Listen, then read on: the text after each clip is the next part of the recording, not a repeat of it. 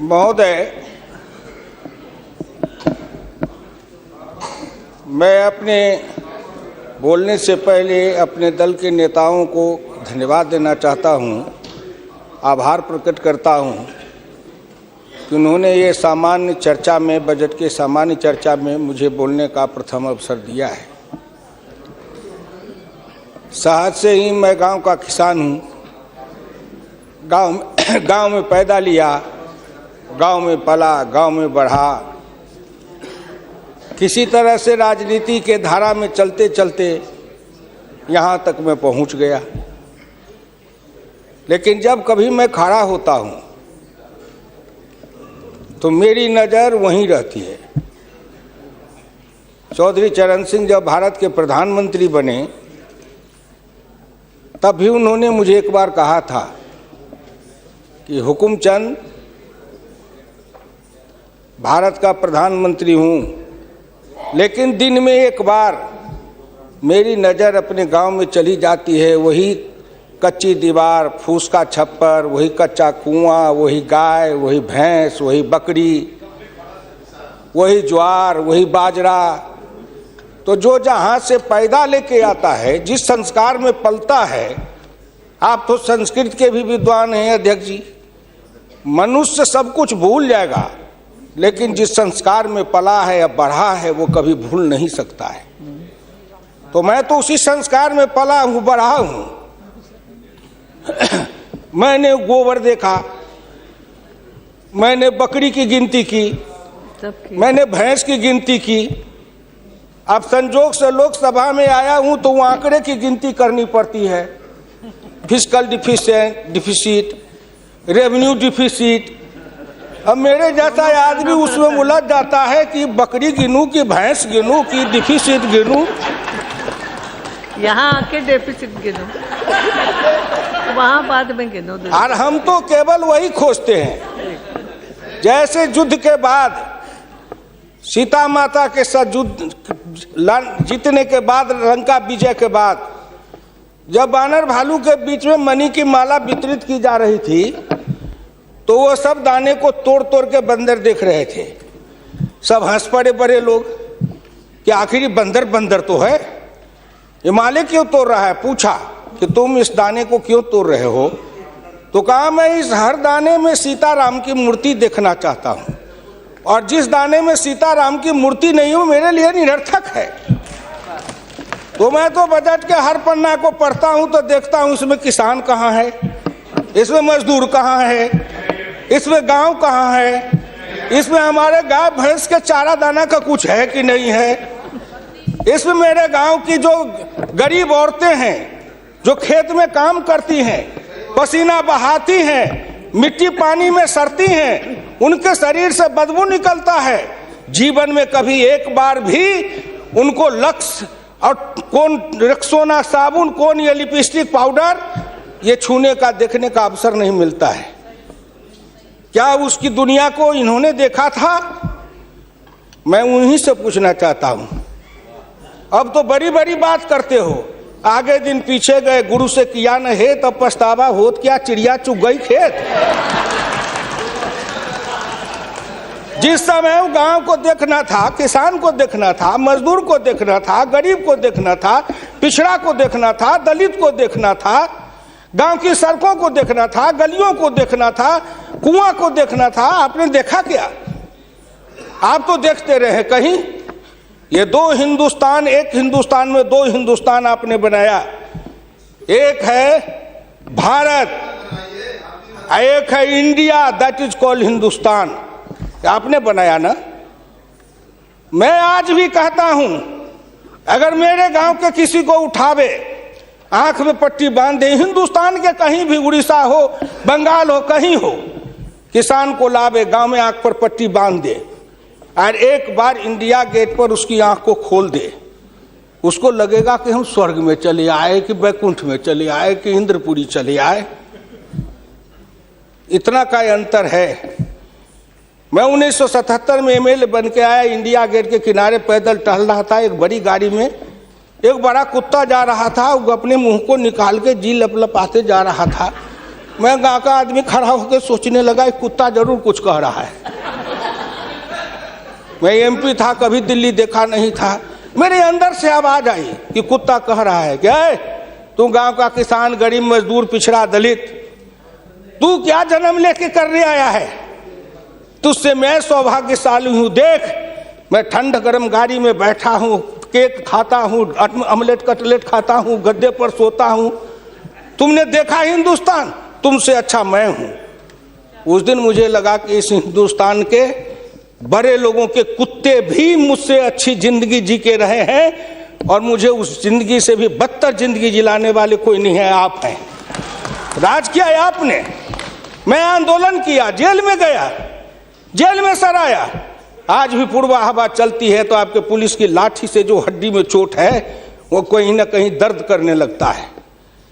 तब मुझे ऐसा एहसास होता है कि जिस राज में मुझे इतना कष्ट मिला था, अगर मेरा बस चले तो उस राज को सदा सर्वदा के लिए हिंदुस्तान से उखाड़ के गया जी में जाके पिंडदान कर दूं, जो फिर निकलने न पाए। क्या बात करते हैं साहब, आपसे मैं आखिर में नहीं जाऊंगा। आप योजना आयोग की बात कर रहे थे, मैं अपने गुरु डॉक्टर लोहिया की बात को आपके सामने मैं दिखाना चाहूंगा।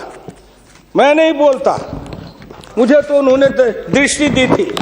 इसी लोकसभा में 6 सितंबर 1963 को एक बहस हुई थी, ख्याल रखिएगा, जिस बहस ने पंडित नेहरू को भी हिला दिया था। वो बहस थी 3 आना बनाम 15 आना का। लोहिया ने कहा था, मैंने 27 करोड़ हिंदुस्तान के लिए 3 आने रोज की आमदनी कही, प्रधानमंत्री ने 15 आने रोज की और योजना मंत्री ने 7.5 आने रोज की। अब प्रधानमंत्री और योजना मंत्री आपस में निपट लेंगे कि दोनों में कौन सही है। यही आंकड़े हैं योजना आयोग के। प्रधानमंत्री का है 15 आना, योजना आयोग के मंत्री का है 7.5 आना। जिस योजना आयोग को यह भी नहीं पता 15 आना सही कि 7.5 आना सही, प्रधानमंत्री सही कि योजना मंत्री सही, उसी योजना आयोग को सर पर ढोते रहो। जो दर्शन करना चाहिए तो दर्पण माजत रहिए, दर्पण में लगा काई तो दरस कहां से पाई। क्या बात करते हैं साहब। इस हिंदुस्तान में अगर किसी का, मैं प्रधानमंत्री जी बैठे हैं, मैं भुक्तभोगी हूं, जिस रोग से मैं पीड़ित हूं, कहीं ना कहीं उस रोग से आप भी पीड़ित हैं। वीरप्पा मोइली जी, आप भी पिछड़े वर्ग से हैं, मैं भी पिछड़े वर्ग से हूं। का दुख जाने दुखिया की, का दुख जाने दुखिया माए, जाके पैर न फटे बीमारी, सो का जाने पीर पड़ाई। आपके मल्लिकार्जुन अर्जुन जी भी उसी दलित समाज से हैं। आपने सामाजिक पीड़ा को झेला नहीं है, भोगा नहीं है। इस हिंदुस्तान में अगर सबसे बड़ा कारण और सबसे बड़ी चीज अगर रही है सनातन काल से, तो वह हिंदुस्तान की जाति प्रथा। उस जाति प्रथा के कारण क्या क्या नहीं भोगा हमने और क्या नहीं भोगते हैं। अभी अभी चुनाव हो रहा था, श्री नरेंद्र मोदी जी के लिए कोई कह रहा था, मेरे ऑफिस के आगे चाय की दुकान खुलवा देते हैं, फुटपाथ पर जाओ चाय की दुकान के लिए दुकान दे देते हैं, और कुछ कहने के लिए नहीं मिलता है लोगों को। नहीं मिलता है क्या? क्यों उपहास करते हो? मैं लोकसभा में हूं, अगर कोई कहे, शरद यादव गए थे चुनाव लड़ने के लिए अमेठी में, लोकदल से नारा लगा था, शरद यादव वापस जाओ, लाठी लेके भैंस चराओ। कर्पूरी ठाकुर जैसा नाई का बेटा गरीब, जिसके नेतृत्व में बिहार में इतना परिवर्तन किया, वो बिहार का मुख्यमंत्री बना, 27% आरक्षण दिया, हाई स्कूल तक फीस माफ किया, मिडिल स्कूल तक फीस माफ किया, 5 एकड़ से मलगुजारी माफ किया। और कर्पूरी ठाकुर के लिए नारा लगा था, कर्पूरी ठाकुर दिल्ली जाओ, छुड़ा लेके सैलून खोलो। क्या क्या नहीं सहा हूं, क्या क्या नहीं देखा हूं, इसलिए दिल के अंदर वो दर्द और पीड़ा है। क्या फिर कहीं ना कहीं मुझे यह भी लगता है, क्या हिंदुस्तान के पिछड़े और दलित समाज के लोगों ने अपराध किया था कि उसमें जन्म लिया? किसी ने भगवान के यहां दरखास्त दिया था कि मुझको तेली बना दो, मुझको लोहार बना दो, मुझको कुर्मी बना दो, मुझको कहार बना दो, मुझको अहिर बना दो, मुझको कलवार बना दो? कोई दरखास्त देके तो नहीं आया। आज वित्त मंत्री जी को धन्यवाद देगा, प्रधानमंत्री को, कि उन्होंने बजट में कुछ ऐसी योजनाएं बनाई है जिससे हिंदुस्तान के जाति प्रथा के बंधन को ढीला करने का अवसर मिलेगा। जब उनकी आर्थिक चेतना बढ़ेगी, आर्थिक विकास होगा कब? जब गांव में पैसा जाएगा तब, गरीब के हाथ में रोजगार जाएगा तब, उनकी आर्थिक उन्नति होगी तब कहीं जाके उनके जीवन में विकास होगा। आपने सोचा कि गांव का विकास कैसे होगा? क्या प्रधानमंत्री ग्रामीण सिंचाई योजना कोई मामूली है?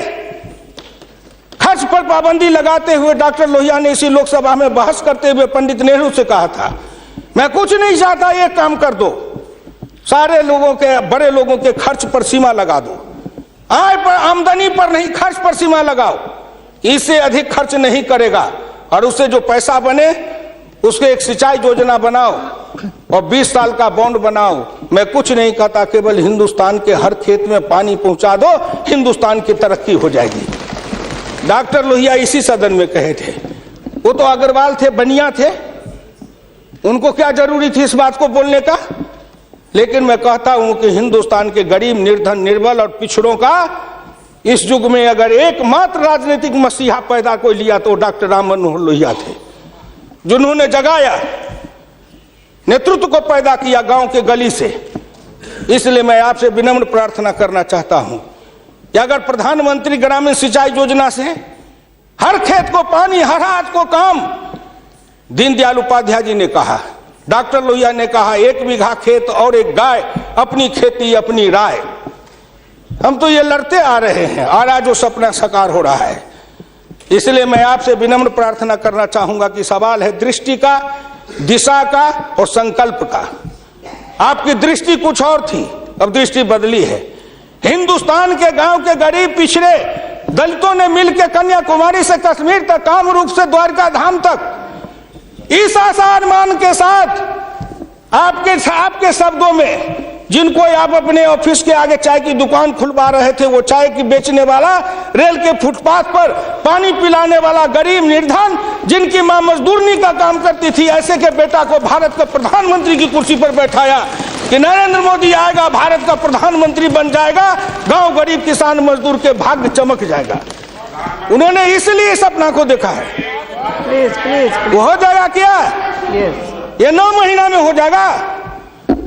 आप नेता बोलते थे, मैं सुन रहा था, मुलायम सिंह आदरणीय बोल रहे थे, मेरे साथी हैं, बरसों तक समाजवादी आंदोलन में न रहे, कि 9 महीना में तो बच्चा पैदा हो जाता है।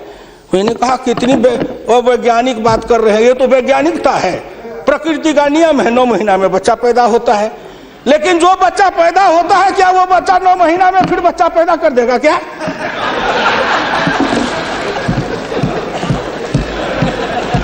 कितनी आप वैज्ञानिक बात बोल रहे हो?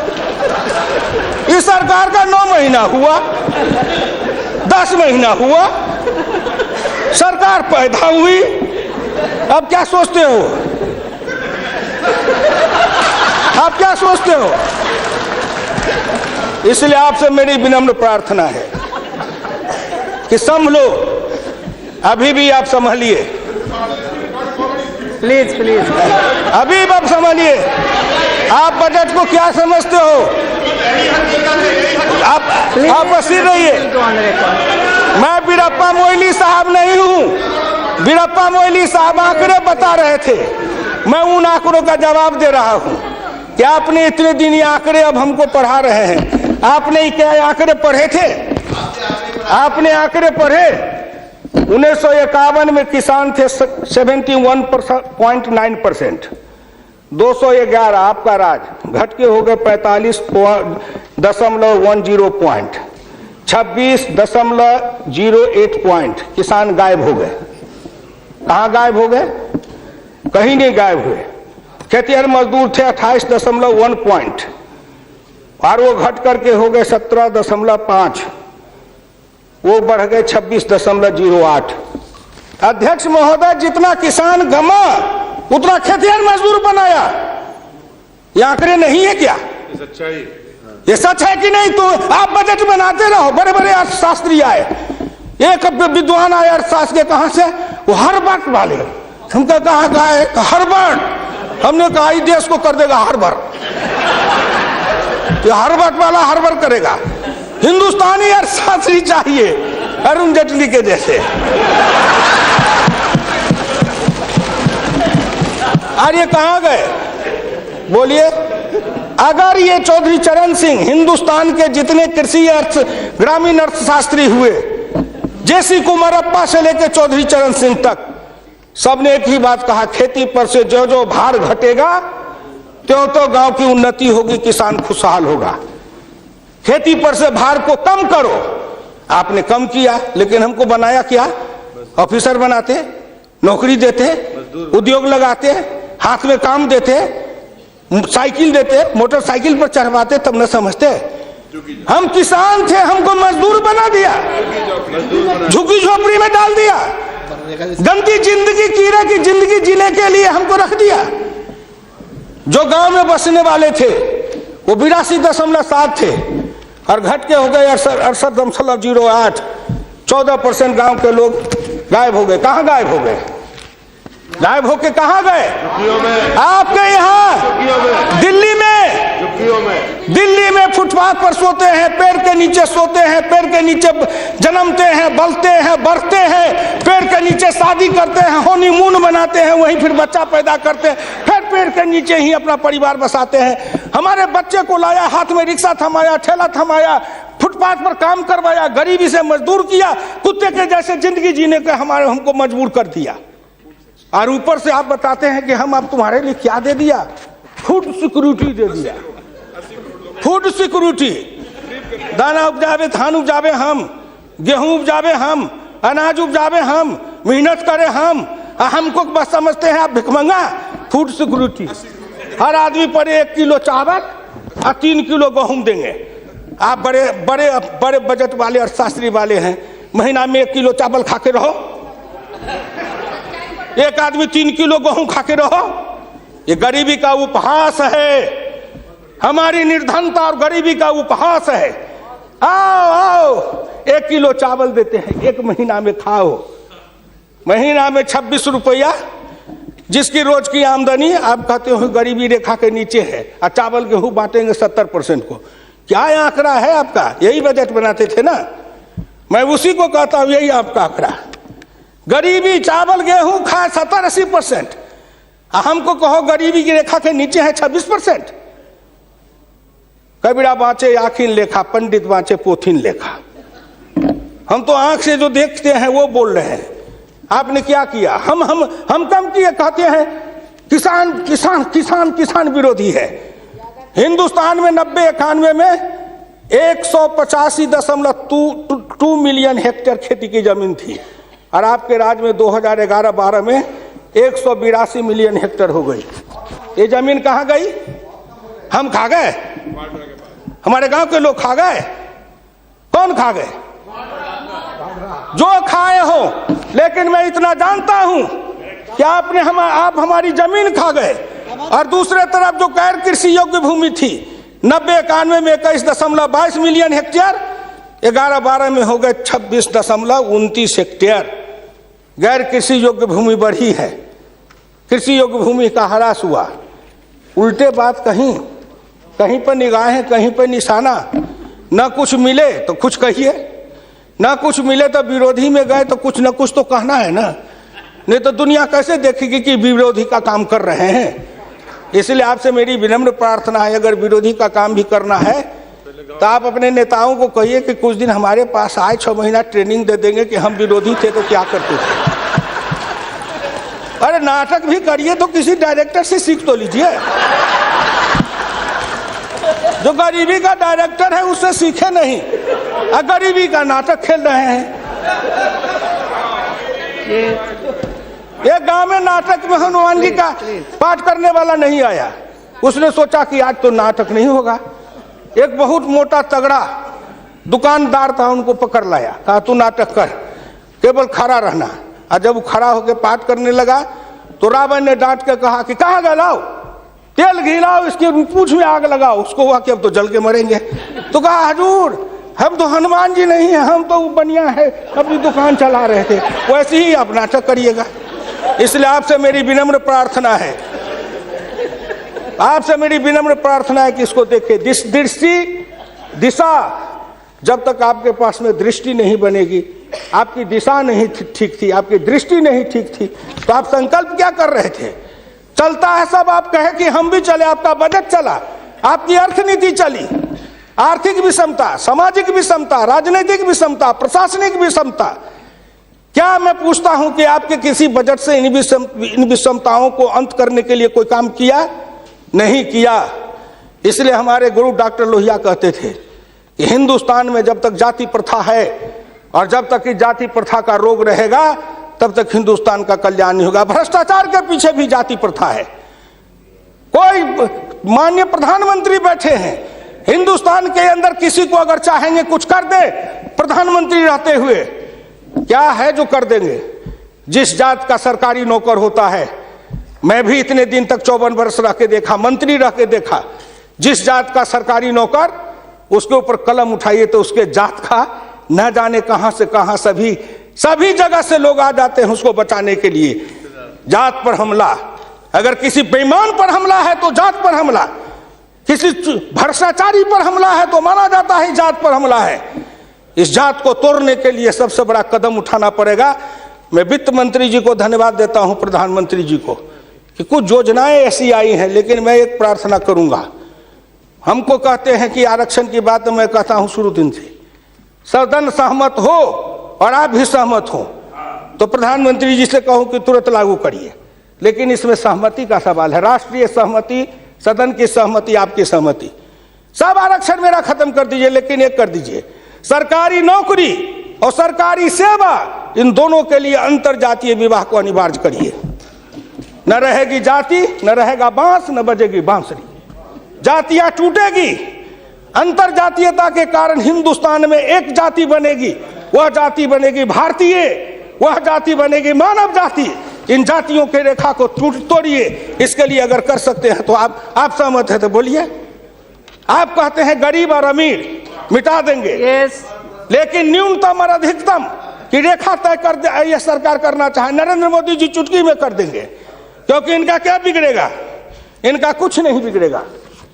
नरेंद्र मोदी जी अगर न्यूनतम और अधिकतम की रेखा तय करेंगे तो इनका कुछ जाएगा, न परिवार का जाएगा, न बाल बच्चे का जाएगा, किसी का कुछ नहीं बिगड़ने वाला है। लेकिन चिल्लाने लगेंगे तो हम 100 से कम, न 1000 से ज्यादा, समाजवाद का यही तकाजा। बड़े समाजवाद की बात करते हैं। मैं ज्यादा समय नहीं लूंगा, मैं इनको समाजवाद की बात अपने गुरु डॉक्टर लोहिया की पढ़ के सुना दूंगा। और हमारे कुछ समाजवादी हैं, अब वो तथाकथित समाजवादी हो गए हैं। समाजवादी तो रहे नहीं, लेकिन तथाकथित हैं। आप मुझको कह देंगे कि आप भाजपा में चले गए, मैं भाजपा में क्यों आऊं? आपके ऐसे दल बने, इस दल के टुकड़े 1000 हुए, कोई यहाँ गिरे, कोई वहां गिरे। मैं कहाँ दौड़ा फिरता, मैं चला आया भाजपा में। मैं भारतीय जनता पार्टी के नेताओं को धन्यवाद देना चाहता हूं कि हुकुमदेव नारायण 3 बरस से ज्यादा किसी पार्टी को दुरुस्त नहीं रहने देता था। आज 20 बरस से भारतीय जनता पार्टी में अटल अटल खड़ा हूं। इस पार्टी में जब तक कोई ताकत नहीं है, अडवाणी जी में, अटल जी में, नरेंद्र मोदी जी में, इन सब लोगों में जब कोई गुण नहीं है, तो मेरे जैसे उदंड आदमी को 20 बरस तक अपने पिंजरे में रख लिया है, कोई साधारण योग्यता है? इस बात को समझो। मैं आखिरी में कहूंगा अध्यक्ष महोदय, समाजवाद हर किसी से अन्य सिद्धांत की तरह एक होता है थोक, एक होता है फुटकर, एक होता है सगुन, एक होता है निर्गुण, एक होता है सिद्धांत, एक होता है कार्यक्रम। समाजवाद से एक सीढ़ी नीचे उतरो, उस सीढ़ी का नाम है बराबरी। उस बराबरी से एक सीढ़ी नीचे उतरो। गौर करिएगा कौन कौन बराबरी? आर्थिक बराबरी, सामाजिक बराबरी, राजकीय बराबरी, धार्मिक बराबरी। उससे एक सीढ़ी और नीचे उतरो, तब उसके बाद आएगी समता, संपूर्ण समता, संभव समता। तब एक सीढ़ी और नीचे उतरो, तब अधिकतम और न्यूनतम की सीमा लगाओ। ये धार्मिक बराबरी की भी बातें भी की गई है। अगर हम धार्मिक बराबरी पर जी समाप्त करेंगे, अगर धार्मिक बराबरी पर मुझे कहा जाए तो मैं कहने लगूं तो कितनी अपनी पीड़ा सुना दूंगा कि धार्मिक बराबरी इस देश में कैसी है। उसके संबंध में मैं ज्यादा समय नहीं लेकर के केवल आपके सामने मैं सुना देना चाहूंगा। समन्वय दो तरह का होता है, एक दास का समन्वय, एक स्वामी का समन्वय। मैं नहीं कहता, महान समाजवादी अर्थशास्त्री डॉक्टर लोहिया ने इसी सदन में 26 मार्च 66 को कहा था। गौर से शब्दों को सुनिए। समन्वय दो तरह का होता है, एक दास का समन्वय, एक स्वामी का समन्वय। पिछले 1000 बरस के इतिहास से हिंदुस्तान ने स्वामी का समन्वय नहीं सीखा, वह एक दास का समन्वय रहा है। मैं तो श्री नरेंद्र मोदी जी सरकार से कहूंगा कि 1000 साल से भारत दास भाव से सांस्कृतिक समन्वय में रहा है। अगर वो स्वामी भाव का समन्वय में भारत आना चाहता है तो क्या अपराध है।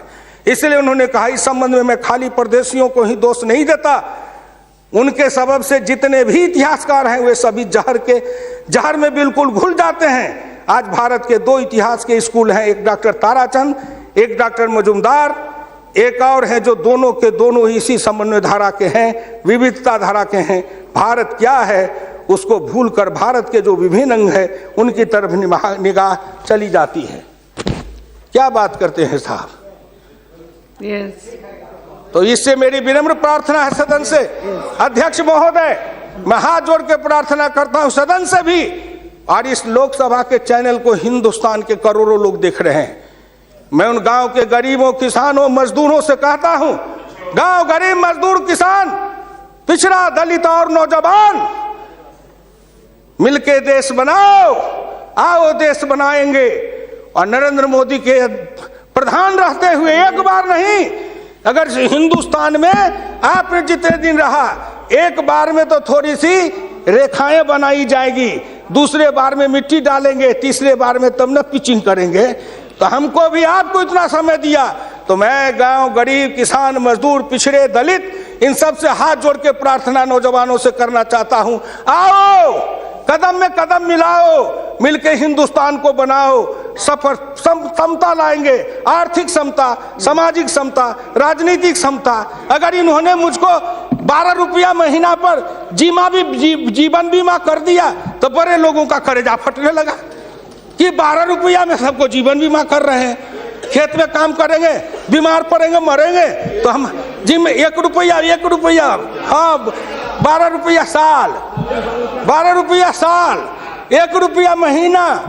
तंबाकू का गुटखा भी खाते हैं तो 3 रुपया में मिलता है, उससे भी सस्ता जीवन बीमा इस सरकार ने दे दिया गरीबों को।